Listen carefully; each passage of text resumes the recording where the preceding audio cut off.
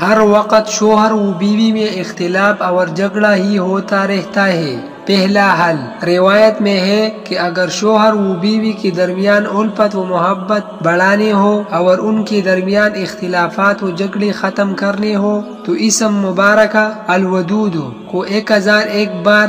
کسی میٹھی چیز پر پڑھ کر دونوں کو کھانے کو دیا جائے تو انشاءاللہ ضرور باہمی الفت و محبت پیدا ہو جائے گی اور اختلافات اور روز روز کے جھگڑے ختم ہو جائے گی۔ دوسرا حل، اگر دو افراد کے درمیان صلح کرانے جانے سے پہلے سورہ مبارکہ طٰہٰ کی تلاوت کی جائے تو بہت مجرب ہے اور وہ جھگڑا ختم ہو جائے گا۔ تیسرا حل، اگر کوئی یہ چاہے کہ کسی دو افراد کے درمیان صلح کروا دے تو وہ سورہ مبارکہ